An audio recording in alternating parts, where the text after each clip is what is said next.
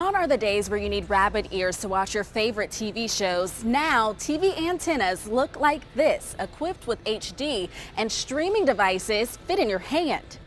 Like a cell phone, that's something most people have, right? So I can use my cell phone to log into my Gmail account. I just put in my password, select sign in, and I'm good to go. And I'm sent a code to my phone. I use that code to continue the login process.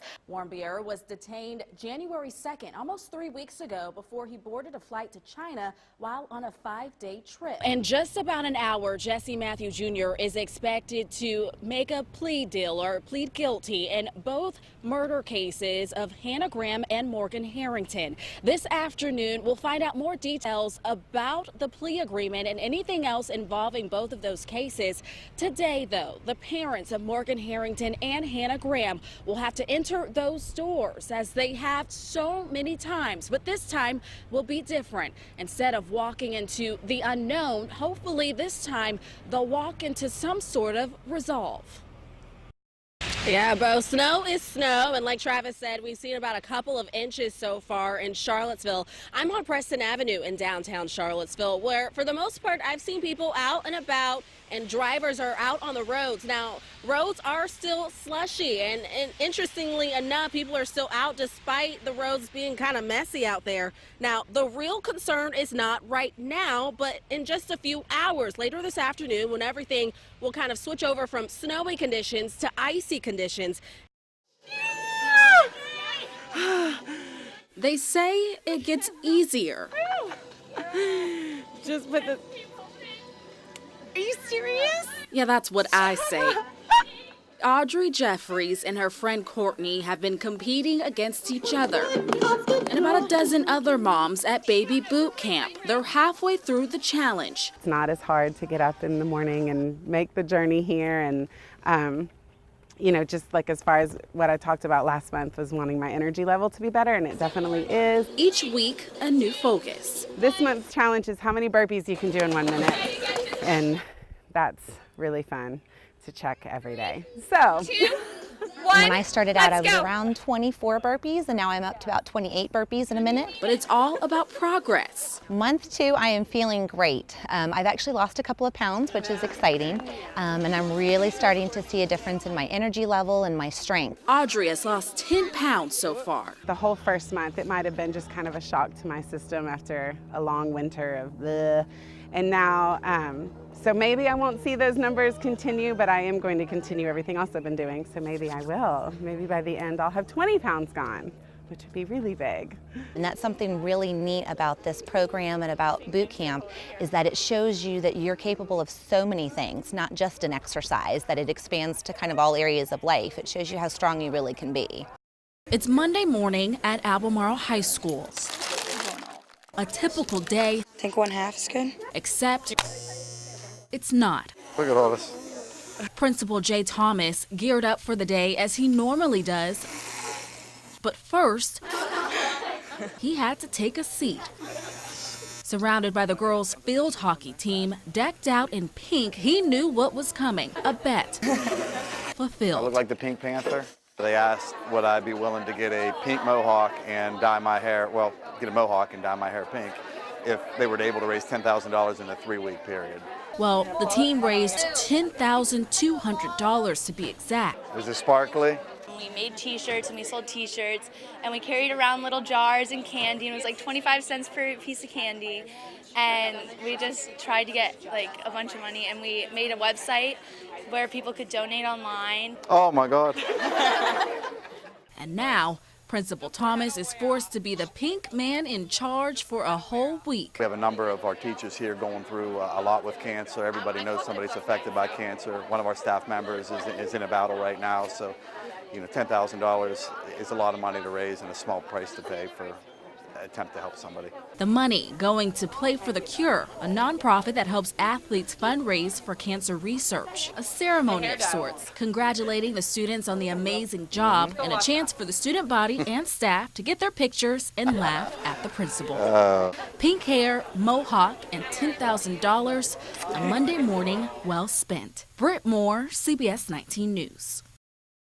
In the wee hours of the morning, you can hear Henry Shiflett A team of turf managers hard at work prepping Davenport Field. The air's blowing underneath now, kind of lifts it up so it just goes along the edge and we just kind of push it off, and then after that, then we just roll it up. Sounds exhausting, but this team has it down to a science. Removing the tarp after some rain, a strategic process. Oh yeah, everyone does it different. Yeah. But we coordinate it where it's over top each other, so all we got to do is grab it and then it just kind of comes out in layers. Yeah. You know.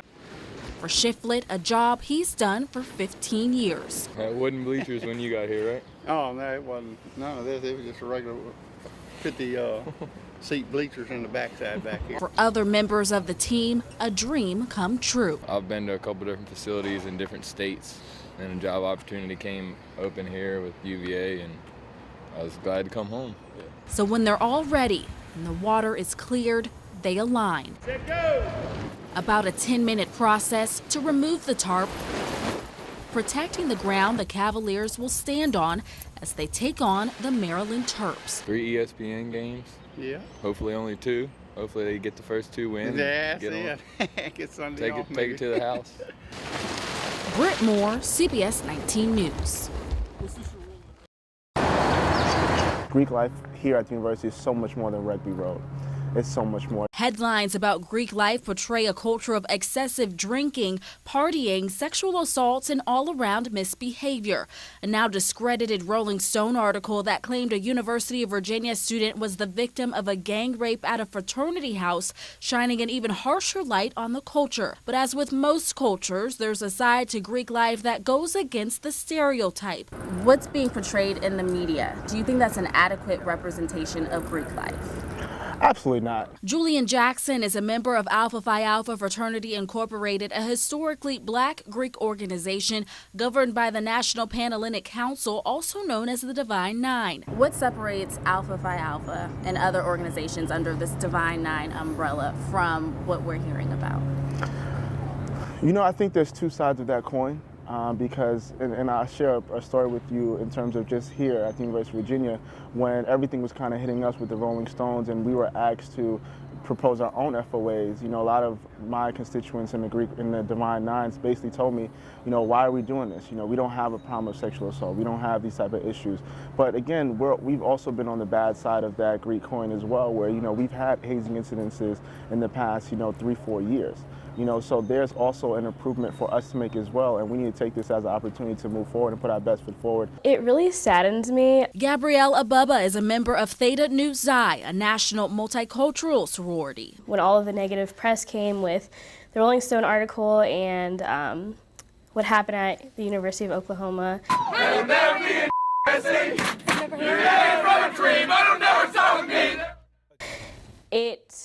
Everyone's reactions kind of made me sad because they grouped Greek life all together. A walk down Madison Lane reflects the influence of Greek life here at the University of Virginia, house by house, proudly displaying each organization's letters.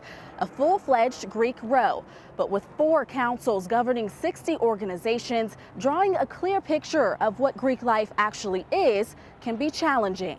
You know, you don't see the meetings. You don't see the community service that goes on every single week. You don't see the week-long, how much time and energy it goes to putting a week-long set of events together. If you see a list of the tenants on a website, like on Theta Nu Xi's website, you'll see pictures of people doing community service and see pictures of people at educational panels and learning how to help their communities, learning about the differences between people in their communities so that they can be better leaders. Among sisterhood and brotherhood, leadership, an important aspect of cultural Greek organizations. If you look at some of the different type of members that these Greek organizations hold, I mean, they're the leaders of the world. They're internationally known. They've empowered and influenced so many different aspects of today's society that you just really can't just turn a blind eye to it. I love to talk about, my good brother, Dr. Martin Luther King Jr., Thurgood Marshall, Langston Hughes, who's a member of Omega Psi Phi. I think that if people just had the right information and did research or maybe knew people in sororities like mine or fraternities and sororities in the National Panhellenic Council and the Multicultural Greek Council, then they'd be able to become aware of what is actually important to a lot of other organizations. For Gabrielle and Julian and other members of their organizations, Greek life won't end after college. They're dedicated members for life, a commitment they say will only benefit the community and their personal development. Brit Moore, CBS 19 News.